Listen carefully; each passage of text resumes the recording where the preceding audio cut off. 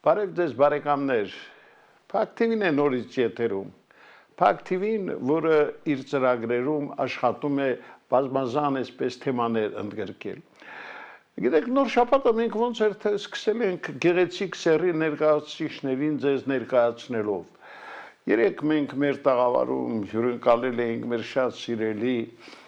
Ռուզաննա Ասատրյանին, իսկ այսօր եւս մի հրաշալի ազնվորություն է հյուրընկալվել Փակ TV-ի տաղավարում Գանե Գաբրելյան, ում վերջերս Վատիկանի Սան Պեդրո եկեղեցու ճեմարանում շնորհվեց քաղաքական գիտությունների դոկտորի կոչում, Գանե նախ շնորհավորում եմ։ Ավելացնեմ նաև, որ Գանեն Փակ TV-ի տնտեսական վերլուծաբանն է, տնտեսական գիտությունների թեկնածու։ Գանե նախ վերադառնանք այն հաճելի իրադարձությանը, որը տեղի ունեցավ Վատիկանում բոլորովին վերջերս, ուր ձեզ ինչպես ասեցի, շնորհվեց քաղաքական գիտությունների դոկտորի այդ բարձր պատվավոր կոչումը։ Մենք գիտես, պիտի ասեմ, որ միշտ ուրախանում ենք մեր հայրենակիցների նման հաջողություններով, դուք ինչ տպավորություններով եք վերադարձել։ Ես շնորհակալություն եմ հայտնում ձեզ, պարոն Ղուշյան, քանի որ կարծում եմ դուք մնացել եք այն լրագրողներից, ով կարողանում է պահել կիզակետում բոլոր թեմաները։ Կարծում եմ սա մեծ շնորհ է, որ դուք ունեք, թե ինչպես եք կարողանում տարբեր ոլորտների մարդկանց իրադարձությունները եւ երևույթները այդպես զգոն պահել եւ հանրությանը ներկայացնել։ Կարծում եմ ձեզ բոլորով դրա համար շնորհակալ ենք, ես առանձնահատուկ շնորհակալ եմ։ Շնորհակալ եմ, բայց որպեսզի մեր զրույցը այսպես մերկապարանոց չընչի, ես առաջարկում եմ, քանի որ մենք ունենք այդ տեսանյութը Իտալիայից եւ դիտենք եւ դու էլ փորձես մեկնաբանել յուրովի, թե ինչ իրադարձություն էր, որտեղ ինչպես տեղի ունեցավ։ Չես առարկում։ Սիրով։ Դե ուրեմն ես խնդրեմ տեսանյութը եւ լսենք Գանե Գաբրելյանի մեկնաբանությունը այդ տեսանյութի հետ առնչվող։ Խնդրեմ։ Կարծում եմ, որ պետք է ասել, որ սա ճանապարհ է 15 տարվա անցած եւ շուրջ 3 տարի ես Միլանի եւ Շվեյցարիայի համալսարանների հետ համագործակցում եմ, կարդում եմ այնտեղ դասախոսություններ եւ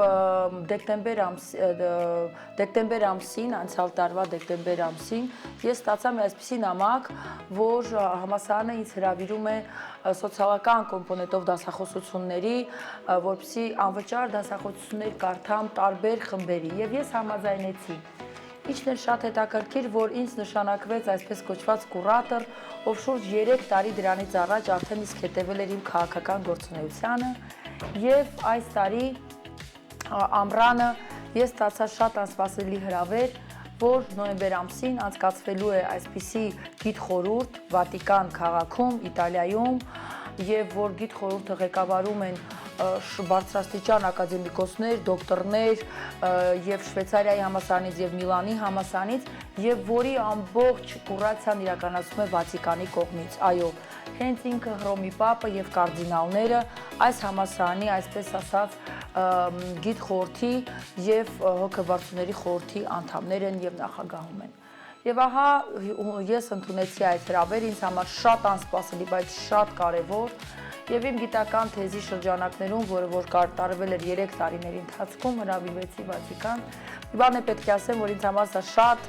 կարևոր է, որտեվ հենց շնորհումը, որը մենք հիմա տեսնում ենք կադրեր, ինչպես է մեկնարկել, ստացել ենք օրհնություն Վատիկանում, Սան Պիեդրոյի տաճարում, օրհնությունից հետո հրավիրվել է արդեն կողքի ճեմարան, որտեղ անցկացվել է հենց գիտական թեզերի պաշտպանությունը, որը որ անում էին ուսանողները եւ մենք գիտական դոկտորի կոչում ստացողներս, ովքեր որ հրավիրված են այդ արարողությանը, այո, այս ամբողջ գործողությունը սկսել էր վաղ առավոտից եւ Վատիկանում ստացել ենք օրհնություն, իհարկե ես հաղորդությունը չեմ ստացել, որտեղ ես հայ առաքելական եկեղեցու հետևորդ եմ եւ մենք առաքելական եկեղեցու հետևորդներս հաղորդություն չենք ստանում այլ եկեղեցիներում, բայց կարող ենք մասնակցել պատարակների։ Ինչով էր սա կարևոր, որ սա հատկապես նոյեմբերի 15-ին էր իմ հայրիկի ծննդյան օրը։ Եվ ես իրեն էլ մատուցեցի, ինքն էլ է գիտությունների թեկնածու, ինժեներ, եւ ես մատուցեցի նաեւ իրեն անակնկալ եւ հրավիրեցի այս ամբողջ արարողությանը նաեւ հայրիկիս եւ մենք երկուսով մասնակցել ենք նաեւ շնորհմանը։ Դուք տեսնում եք կադրեր, որտեղ շատ ուժեղ կարդինալ է ներկայացված Ռոբերտ Սարան, ով 34 տարեկանում արդեն arczepiskopos է եղել եւ ինքը ամենաուժեղ կարդինալներից մեկն է, ով նաեւ այս տարի մասնակցել է Հռոմի Պապի ընտրություններին, չի ընտրվել, սակայն իր ուժը դրանով ավելի չի նվաստացրել եւ հենց այդ կարդինալի օրհնությամբ է նաեւ եղել այս ամբողջ տերման արարողությունը, դուք տեսնում եք գիտխորհրդի անդամներին, այստեղ ներկայացված են շուրջ 18 պետություններ, օրինակ հիմա դուք տեսնում եք կադրեր աֆրիկյան սփյուռքի վարչապետի, կային ներկայացուցիչներ Անգլիայից, բարոններ, լորդեր, տարբեր ներկայացուցիչներ տարբեր ոլորտներից, ընդ որում այս համալսարանը կոչվում է ISFOA համալսարան, ինքը ներառում է բոլոր կուլտուրաները եւ առաջինը նաեւ վերցրել է էսթետիկ գեղեցկության կուլտուրան, այո։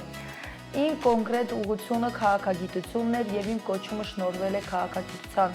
ուրեմն ոլորտում, բայց ինչն էր շատ պատվավոր ինձ համար, որ 4 հոգի են առանձնակի ներկայացվել, դրանցից մեկը ես եմ, սա Աֆրիկայի թագուհիներից է, ում եւս շնորհվել է գիտական կոչում իր կատարած աշխատանքի համար, սա արդեն ասացի աֆրիկյան սփյուռքի ներկայացուցիչների վարչապետն է, ով այստեղ տեսնում եք իմ շնորհման արարողությունը շնորհում է գիտական խորհրդի նախագահը եւ սա կարծում եմ պատվավոր process է եւ պատվավոր պահ է Հայաստանի համար, որտեղ ինձ նաեւ տրվեց խոսքի իրավունք։ Առաջինն է, որ այդ կոչմանն է։ Այո, առաջինն է, որ այդ կոչմանն եմ արժանացել Հայաստանից որպես ներկայացուցիչ միակն էի եւ պատմության մեջ Վատիկանում միակն էի, ում այս կոչումը շնորհվել է նաեւ,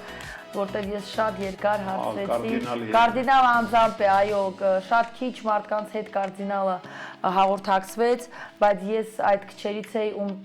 կարդինալը առանձին զրույցի հրավիրեց եւ ես էլ իմ հերթին տարել էի Գրիգոր Նարեկացու Նարեկը եւ նաեւ նվեր տվեցի իրենց, իհարկե իրանք գիտեն, որ 2015 թվականին Նարեկը նաեւ սրբադասվել է Հռոմի Պապի կողմից, հետեւաբար Նարեկը աշխարհի համար մեծ արժեք է եւ ես Նարեկացու գիրքը նաեւ նվիրեցի, այսօր Վատիկանում կա ձեռագործ նաեւ Նարեկացու Գայնե, գիտես, ես նայում էի կադրերը եւ առանձին հպարտությամբ հետևում էի ես ու պարզապես քանի որ քեզ երկար տարիներ ճանաչում եմ, դու պարզապես կեց ես, դու շատ հետաքրքիր ճանապարհ անցար, սկսելով փաստորեն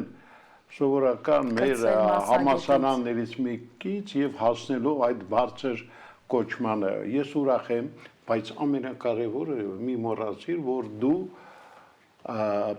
Փակ TV-ի տնտեսական վերլուծաբանն ես եւ մենք քեզ Պարբերաբար ամեն ամիս 1-2 անգամ սպասում ենք մեր տաղավարում։ Շնորհակալ եմ։ Ես գիտեմ, որ շատ զբաղված ես, գործերը շատ են, բայց ես ուրախ եմ, որ դու հաճույքով ես ընդունել մեր առաջարկը։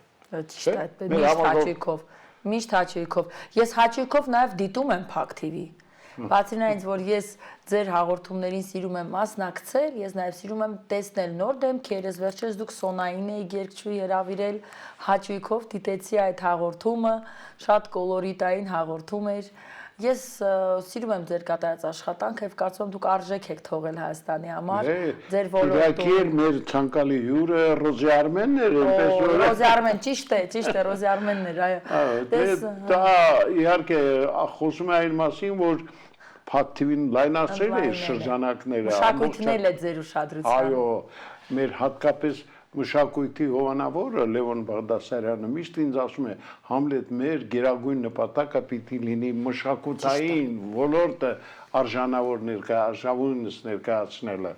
Ես վստահ եմ, որ 21-րդ դարում շատ հետաքրքիր փոփոխություններ եղան պատերազմների տեսանկյունից եւ մենք թեւակողեցինք բազմաբերվեր պատերազմներ եւ պատերազմներից մեկը մշակութային պատերազմն է, որը որ պետությունները շատ լուր միասին մեկը մյուսի հետ վարում են եւ այդ պատերազմում շատ կարեւոր է, որ մենք կարողանանք հաջողել նաեւ ձեր օգնությամբ։ Դա շատ կարևոր է դա իհարկե։ Լավ, ամփոփելով իտալական ձեր վերջին այցը, ինչ կուզենայիք ասել, այնուամենայնիվ ինչ տպավորություններով վերադարձաք Իտալիայից։ Տպավորությունս այն է, որ դեռ մրցավազքում աշխարհում Հայաստանը արժեք է, բայց մենք կարող ենք այն կորցնել, եթե պետությունը չաջակցի անհատներին, որտեվ միակ ներկայացուցիչն է Անդրկովկասից ես, այսինքն ես չէ, Հայաստանը, եւ ես խոսում եմ Հայաստանի անունից եւ ներկայացնում եմ իմ տարիների փորձը Հայաստանի կառավարությունը ներկայացնելով, որովհետեւ ես կառավարությանը ուրեմն մասնիկ եմ եւ դա չի լինում նախքին կամ ներկա կամ ապագա, եթե մի անգամ դու այնտեղ ես եղել, դու այլևս մնում ես այդ ինստիտուտի ներկայացուցիչ, ես կարծում եմ, որ մենք պետք է շատ ջանքեր գործադրենք, որ ավելի շատ հայ ուսանողներ, ավելի շատ հայ քաղաքական գործիչներ ինտեգրվեն տարբեր ոլորտներում, սակայն մնան հայ, չծառայեն այլ երկրներին, այլ ծառայեն իրենց երկրին, եւ ես վստահ եմ, որ մենք կարող ենք հաղթել տարբեր բազմաբեռև պատերազմներում, եթե մենք կրթության համար լրացուցիչ ուրեմն միջոցներ ձեռնարկենք, եթե մենք լրացուցիչ աջակցություն տանք այն մարդկանց, ովքեր արդեն արժեք են ստեղծել, շատ լավ է սկսնակներին աջակցել, դա պարտադիր է, սերնդափոխություն է, բայց եթե կան մարդիկ, որոնք այսօր գտնվում են իրենց պիկ, հա, իրենց այսպես ասած տարիքի արարման, ստեղծման, արարման գագաթնակետին պետությունը պետք է աջակցի այս մարդկանց կտրուկ աճ ուրեմն աշխարհում ձևակերպելու համար։ Սա վստահ եմ, այլ կերպ հաղթել անհնար է։ Գանի, գիտես, որպես Հայաստանի Հանրապետության շրջակա միջավայրի նախկին փոխնախարարի եմ այս հարցը ձեզ ուզում տալ։ Վերջին շրջանում շատ է խոսվում օդի կեղտոտվածության։ Երևան քաղաքում պարզապես սա մի չարիք է դարել եւ մեր քաղաքապետն էլ չգիտես ինչու սա բացատրում է մեր այս ամենը, որ մենք գտնվում ենք այնպիսի մի այո, տարածաշրջանում, որ անխուսափելի է նման վիճակը։ Դուք կիսում եք նման կարծիքը։ Ես կսկսեմ մի քայլ հետ կանեմ։ Տեսեք 12 մանդատներից կառավարությունում, 12 նախարարություններից, պորտֆելներից ամենաաննկատը բնապահպանության նախարարությունն է եղել պատմականորեն։ Եկեք դա չկապենք ոչ նախարարների հետ, ոչ այլ որպես այդպիսին նախկինում շրջակա միջավայրի նախարարություն, բնական ռեսուրսների եւ այլն, եւ միշտ կարծես անտեսված է եղել անգամ բյուջեով։ Ամենափոքր բյուջեն միշտ եղել է այս նախարարությանը տրամադրվող բյուջեն։ Տարբեր պատճառաբանություններով չենք ուզում դրան անդրադառնալ, բայց դա վերաբերմունք է պետությանը իր բնական ռեսուրսներին 1, իր առողջությանը 2, որտեղ առողջապահության նախարարությունը միակ նախարարությունը չէ, ով առողջության մանդատ է կրում։ Բնապահպանության նախարարությունը հավասարապես կիսում է հանրային առողջության բեռը Հայաստանի Հանրապետությունում, սակայն տեսեք առողջապահության նախարարության 101 միլիարդ եւ 30% աճը ֆինանսական ներդրումների եւ շրջակա միջավայրի նախարարության 8 միլիարդը, որը մյուս տարի կլինի 15 միլիարդ, պայմանավորված Հայաստանի հյուրընկալող կողմ հանդիսանալով կողմերի համաժողովը կենսաբազմազանության։ Այսինքն լրացուցիչ միջոցները ոչ թե ծախսվելու են բնապահպանական ծրագրերի, այլ որպես Հայաստանը հյուրընկալող կողմ ներկայացնելու համար ՄԱԿ-ի Միավորված ազգերի կազմակերպության կողմերի 17-րդ համաժողովի համար կենսաբազմազանության ոլորտում biodiversity։ Հիմա սա վերաբերմունք է պետության կողմից բոլոր ժամանակներում բնապահպանական հարցերին, որոնք մենք միշտ ստորադասել ենք, կարծելով, որ այսպես կոչված brown economy-ն, շագանակագույն էկոնոմիկան, ավելի առաջադեմ էր, բայց մենք քայլ արեց աշխարհը դեպի կանաչ էկոնոմիկա եւ հասկացավ, որ բնական ռեսուրսների կայուն օգտագործումը կարող է տնտեսությունը մղել առաջ երկարաժամկետ հատվածում։ Ինչ վերաբերում է այսօրվա մեր օդի աղտոտվածությանը։ Հայաստանի Հանրապետությունը ունի օդի մթնոլորտային օդի պաշտպանության մասին օրենք, որը 90-ականներին ընդունվել է եւ այդպես ընդունված մնացել է փաստաթղթային տեսքով սեղաններին։ 2021 թվականին եմ ես ստանձնել իմ մանդատը եւ իմ ամենակարևոր գործերից մեկը ջրային եւ օդային հարցերն են։ Ջրային ոլորտի կարգավորումները, որի մասնագետն եմ ես, եւ ջրային դիվանագիտության եւ օդի աղտոտվածության կլիմայական հարցերը։ Դրանք եռամիասնություն են կազմում բնապահպանության մեջ՝ օդ, կլիմա, ջուր։ Դրանք իրարից անկախտելի ոլորտներ են։ Եվ մենք կարողացանք 2021-22 թվականին նոր մոտեցումներով օրենք ընդունել, ինչը շատ բարդ գործընթաց էր, հատկապես շինարարական այսպես կոչված աշխուժության ֆոնին, որտեղ շինարարության համար օդի աղտոտվածության եւ օդի պաշտպանության մասին օրենքը հակակշիռ է, որտեղ շինարարությունը ուզում է լինել ավելի ակտիվ, ավելի անփույթ, ավելի արագ, ավելի մատչելի, իսկ դրա արդյունքում ավելի շատ աղտոտված օդ, ավելի շատ վնասներ, ավելի շատ առողջապահական ծախսեր, ավելի շատ լրացուցիչ ծախսեր են անհրաժեշտ, որ շրջապատող մարդիկ լինեն պաշտպանված։ Ընդ որում մթնոլորտային օդ արտանետված այդ բոլոր շինարարական աղբը ինքը չի վնասում միայն 2-3 օր, այն մնում է մթնոլորտում ընդհուպ մինչև 3 շաբաթ 1 ամիս, որովհետև այդ ամենափոքր մասնիկները, այսպես կոչված շատ հայտնի PM2.5 եւ PM անգամ դրանից փոքր 1 եւ PM10 մասնիկները իրենք մթնոլորտում մնում են երկար տևական ժամանակ։ Ինչ վերաբերում է քաղաքապետարանին եւ մասնավորապես Երևան քաղաքին։ Այո, Հայաստանը գտնվում է շատ ռազմավարական դիրքում, մենք դրա մասին չենք խոսում, թե ինչպես կարելի է Հայաստանի ռազմավարական դիրքը օգտագործել նպաստ պետությանը եւ տնտեսության զարգացմանը, բայց մենք խոսում ենք Հայաստանի ոչ շահեկան դիրքի մասին եւ մեր սերունդներին անընդհատ ուզում ենք ասել, որ մենք վատ դիրքում ենք գտնվում, մեր մոտ ամեն ինչ վատ է, որտեղ մենք վատ աշխարհագրական դիրքում ենք գտնվում, մեր տնտեսությունը վատ է, որպես մենք լոգիստիկ վատ գոտում ենք, մենք անընդհատ մեր սերունդներին կերտում ենք թույլ, իսկ չկա այլևս աշխարհում ոչ մի պետություն, ով աշխարհագրական վատ դիրքում է գտնվում, սակայն հաշվի առնելով այդ ռիսկերը գտնում է դրանց ռազմավարությունները, չէ՞ որ դա կոչվում է մենեջմենտ, կառավարում։ Մենք հենց այնպես չենք 12 տարի բարձրագույն կրթություն ստացել եւ ստացել կառավարման դիպլոմ, որակավորում։ Եվ դա շատ սովորական, ուժեղ եւ թույլ կողմերի վերլուծություն է, SWOT անալիզ, որ ուսանողները առաջի կուրսից անցնում են, որպեսզի հասկանալ որտեղ են քո թույլ կողմերը։ Այո, Հայաստանի հատկապես Երևանի աշխարհագրական դիրքը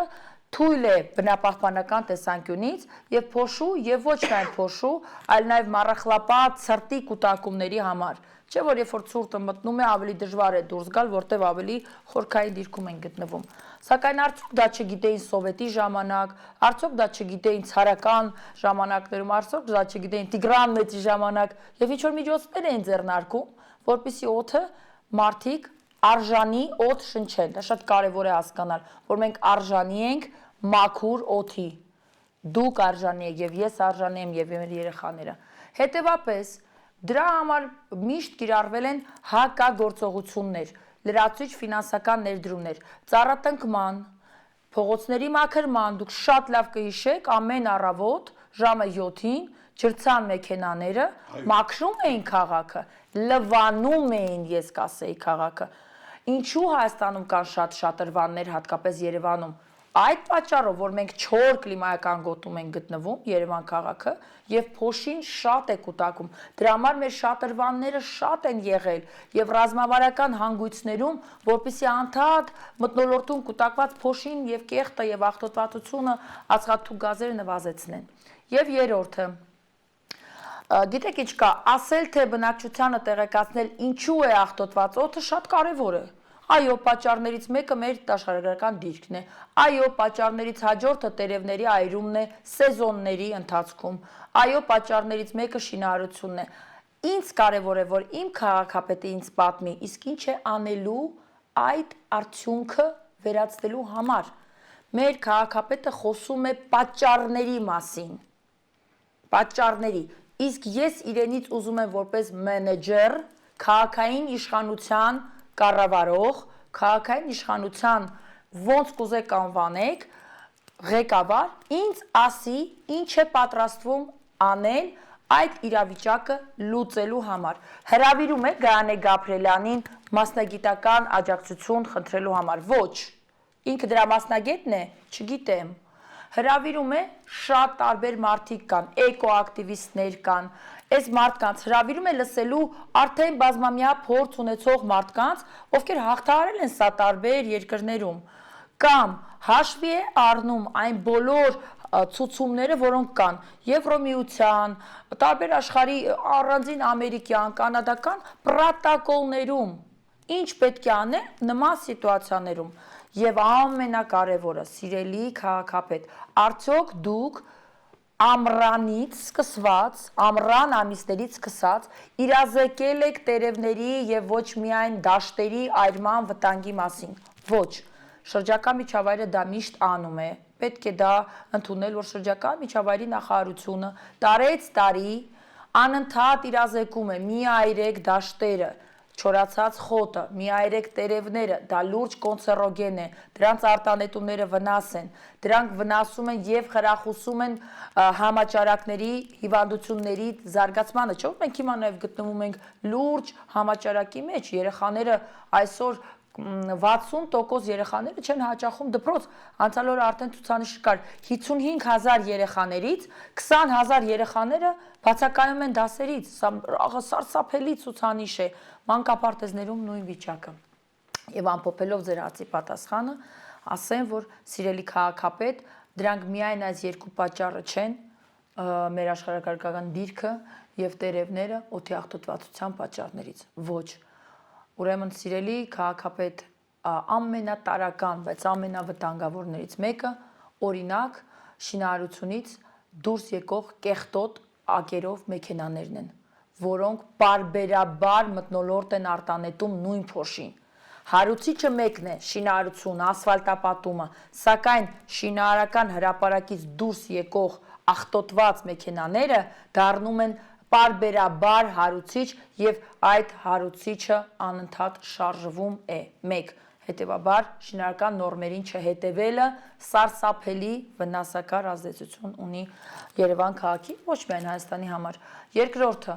այո, ճիշտ էր ասում քաղաքապետը, որ միայն Երևանը չի մեղավոր մեր Երևանի աղտոտման։ Երևանի շուրջ մենք այսօր ունենք 18 բաց գործող հանք։ Սարսափելի թիվ, պատմական սարսափելի թիվ, 22 էլ ենք ունեցել տարիներ առաջ, 4 հանքերը փակվեցին։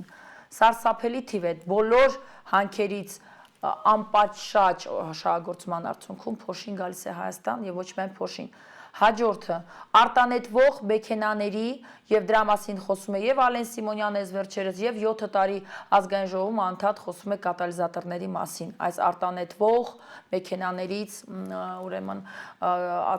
CO2 գազերը եւ ոչ միայն։ Տեսեք, սրանք բոլորը խումբ հարցեր են, որոնք արդեն բոլորիս հայտնի են։ Պետք չի լրացուցիչ փողեր ծախսել ուսումնասիրություններ անելու համար, թե որքան արտանետումներ են արվում են, աղտոտված է, միջոցները պետք է ձեռնարկել մի քանի ուղղություններով։ Իրազեկման արշավներ,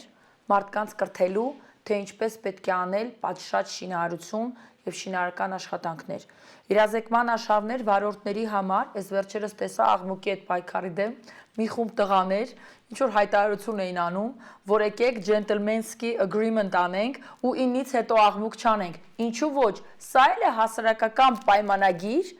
քաղաքացիական պայմանագիր հասարակության մեջ, որ խումբ մարդիկ, ովքեր շահագրգիռ են այսինչ խնդրի լուծման, իրար հետ կնքում են gentleman's agreement, որ եկեք կատալիզատորներ չհանենք։ Այո։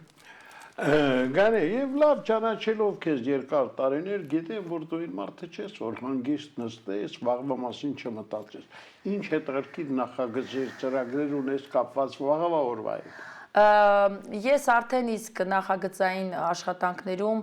ուրեմն մեկնարկել եմ իմ իրազեկման արշավը օդի աղտոտվածության եւ տնտեսական ֆիսկալ ռիսկերի կապի մասին, այսինքն ինչպես է օդի աղտոտվածությունը բացաբար ազդում պետության ֆիսկալ քաղաքականության եւ ֆիսկալ ռիսկերի վրա։ Երկու բառով փորձեմ ասել, թե դա ինչ է։ 2022 թվականին ես սկսեցի նման օրինակ աշխատանք անել կլիմայական ներդրումների հետ կապված, այսինքն ինչպես է կլիմայական բաց թողնված ներդրումները, չկատարված ներդրումները կլիմայական ուղղությամբ ազդելու ապագայում ֆիսկալ քաղաքականության եւ ֆիսկալ ռիսկերի վրա։ Ընդ որում, սա ես ներկայացրել եմ վարչապետին եւ նա շատ հավանել էր իմ այս բացատրությունը, ինչու բնապահպանական ծախսերը կարևոր են, որտեվ մեծ դյադյաների հետ խոսում են թվերի լեզվով, որևէ մի լուրջ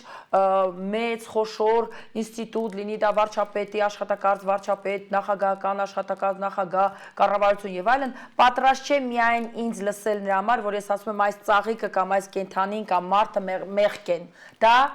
քաղաքական իրավական կատեգորիա չէ, տնտեսական կատեգորիա չէ, տնտեսական կատեգորիաներ են թվերը, ես բացատրում եմ, ասում եմ, եթե դու այսօր ներդրում չանես, կլիմայական հարցի լուծման համար, վաղը քո բյուջեն 54%-ով այլևս ունակ չի լինի ներդրումներ անել այդ վերականգնման համար, դրանք կոչվում են կորցված ներդրումներ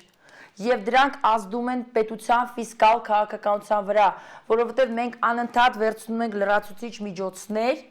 այս տարի եւս մեր բյուջեն դեֆիցիտային է 1.2 միլիարդի կարգի եւ մոտավորապես 9 միլիարդ գնահատվել են մեր եկամուտները եւ մոտավորապես 8 քանի միլիարդ եւ մոտավորապես 9-ից ավելի միլիարդ մեր ծախսերը, դոլարի մասին ենք խոսում, համարժեք դրամ։ Ինչ է սա նշանակում։ Սա նշանակում է, որ մենք պետք է կրկին լրացուցիչ միջոցներ վերցնենք վարկային, ընդ որում բյուջեի նախագծի մեջ օրենքի նշված է, որ մենք պատրաստվում ենք դա անել եւ ներքին պարտքի կրկին ավելացման միջոցով եւ արտաքին մոտավորապես 500 միլիոնը պատրաստվում ենք ներքին վարկով գեներացվել, կեսնել արտաքին, գրված է նաեւ լրացիչ միջոցներ, դրանք դրամաշնորհներն են շատ փոքր տոկոս են, 0.2 կարող է թվերի մեջ սխալվում եմ, տոկոս են կազմում, բյուջեի նախագծի մեջ կա եւ ես դրանք նաեւ պարբերաբար հրապարակում եմ իմ Facebook-յան էջում, իրազեկելու համար նաեւ մարդկանց իրանք պետք է իմանան։ Ինչ է նշանակում պարտքի ավելացում։ Նշանակում է լրացուցիչ ֆիսկալ ծանրաբեռնվածություն բյուջեի վրա։ Իսկ ես նաև ասում եմ, որ եթե դուք ձեր բաշխման մեջ բյուջետային ծախսերի բնապահպանական հարցերին ավելի շատ միջոցներ չհատկացնեք այսօր, վաղը դրանք կաճեն երկրաչափական պրոգրեսիվ։ Թվերով պարզապես ասեմ, եթե այսօր մենք կարող ենք բնական աղետը կանգնացնել 100 դրամով, եթե դա մենք այսօր չանենք, վաղը էլ 100 դրամով անել չենք կարող, վաղը 1000 դրամ պետք է ծախսենք այդ նույն բնական աղետի արդյունքները վերացնելու համար։ Երկու բառով սա է իմ այսօրվա գործունեությունը, ես ներկայացրել եմ զեկույց Եվրոպական համալսարանում այս մասով, իմ զեկույցը շուտով կհրապարակվի, իմ զեկույցը կհրապարակվի նաև անգլերենով, ինձ արդեն առաջարկը եղել է բնապահպանական հանդեսներում եւ իմ զեկույցը նաեւ շուտով կդառնա հոդված Scopus-ի հրապարակման համար եւ մարտ ամսին դուրս կգան 2 հոդվածներ գիտական, հատկապես այն մարդկանց համար, ովքեր հետաքրքրված են բնապահպանական եւ տնտեսական եւ իրավական հարցերի գիտական ուղղությամբ, ինչով ես զբաղվում եմ, եւ երկրորդ հատվածը, ինչպես կոչվում է դաշտում, ես պատրաստվում եմ մեկնարկել իրազեկման արշավ, հրավիրում եմ այսօր ձեր տաղավարից քաղաքապետարանին աջակցել ինձ այս հարցում, որտեղ ես դա անում եմ հատկապես քաղաքապետարանի այսպես կոչված ռեյտինգը բարձրացնելու համար, ես ուզում եմ, որ մարդիկ միայն չմեղադրեն քաղաքապետարանը, այլ նաև աջակցեն քաղաքին այս կարևոր հարցում, ինչ կոչվում է իրազեկման արշավ, եւ երկրորդը ես հրավիրում եմ մեր բոլոր շինարարական միությունները, ում պատրաստվում եմ հատ առ հատ նաև դիմել, բայց հիմա ձեր տաղավարը օգտագործում եմ, միանալ այս գործում, որտեղ հիմնական աղտոտիչներից են շինարարական կազմակերպությունները, ովքեր ինչ որ մի կերպ ձևավորված են միությունների մեջ, եկեք միասին բացի վնասից նաև օգուտ հասցնենք հանրությանը, իրազեկման արշավներ անենք, բացատրենք ինչպես է պետք ցանցապատել շինարարությունը, ինչ վնասներ ենք մենք տալիս բնակչությանը եւ ինչ լրացուցիչ առողջապահական միջոցներ են անհրաժեշտ այդ վնասները, որոնք դեռ անդառնալի չեն, որտեղ կան անդառնալի վնասներ փոխհատուցելու համար։ Եղավ Գայանե, շնորհակալ եմ, ես կարծում եմ մեր առաջիկա հանդիպումների ընթացքում մենք փորձենք ավելի լայն բացել փակագծերը, իսկ այսօրվա համար շնորհակալություն։ Սիրելի բարեկամներ, ես պիտի ասեմ, որ մենք այսօր հաճույքով հյուրընկալեցինք Փակ TV տնտեսական վերլուծաբան, տնտեսական գիտությունների դոկտոր Գայանե Գաբրելյանին։ Այսօր այսքանը, ցտեսություն։